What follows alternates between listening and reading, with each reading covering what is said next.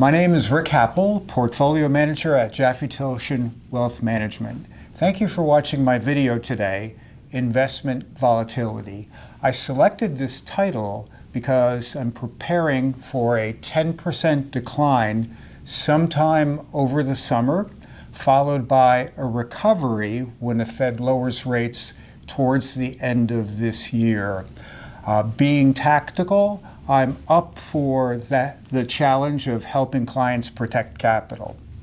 My talk today is mostly on inflation because this is what drives interest rates and stock and bond prices. Inflation we know of as too many dollars chasing too few goods. COVID resulted in dollar printing. That was combined with production being shut down. M2, or money supply, to help consumers was increased to its highest level in 40 years. If $10 represents the money supply and 10 apples represents the economy, each apple should cost $1. But if money supply increases 40% like it did, then an apple is going to cost $1.40. How do you get the cost of that apple back down to $1? You have to raise productivity and make 14 apples for the same price that it used to cost to make 10. As far as looking at, there are a variety of reasons why I believe inflation will remain sticky.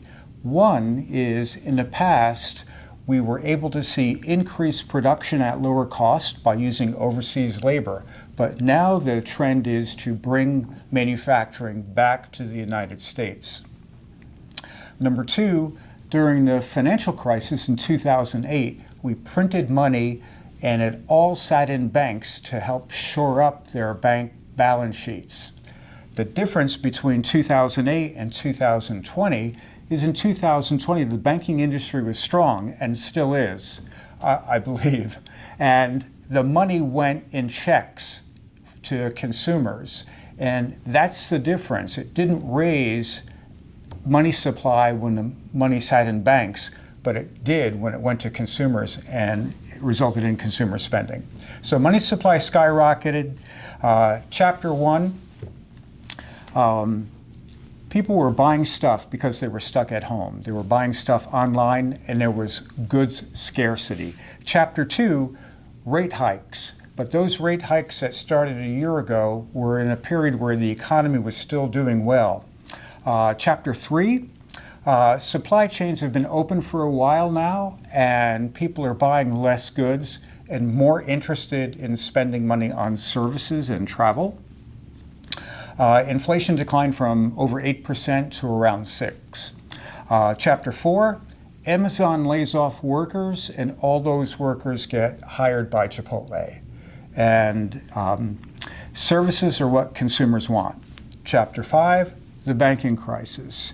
In looking at the banking crisis, I mentioned a minute ago, I think the banking system in the United States is fine. This is not systemic. And the impact is on consumers, however. The application for new car purchases typically has a 4% decline rate.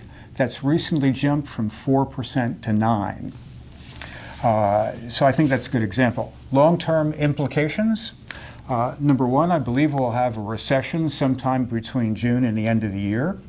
And ironically, it's because money supply is now at zero. So what created inflation has been taken away, and that's going to be responsible for now creating a recession. The next round of layoffs that we see will not result in more hiring from the service industry because today the service industry has enough employees. Earnings are what I'm going to be focused on going forward, and the anticipation is we see earnings decline by 10%, and that's the reason for the decline in the stock market. Pockets of opportunity exist. Number one is individual stocks, and in looking at those stocks, I like value stocks that pay dividends with low PE ratios. Number two, preferred stock, which is really a debt instrument. Preferred stock yields 6% and declined last year along with the bond market. However, historically, whenever we've seen a decline in preferred stock prices, it's been followed by 3 years of avoiding negative rates again. So I think that's a stable place where yields are attractive. In value stocks, I also prefer legacy technology to the FANG stocks. And large banks. I believe that large banks have made a generational low in price, and yields there are particularly attractive as well.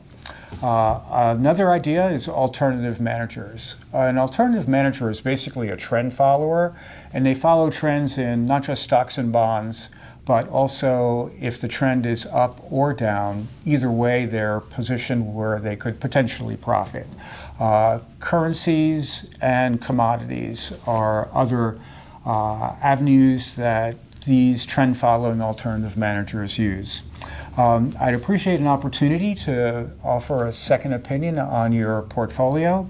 And as a steward of family capital for you, I offer decades of experience to help navigate markets like this.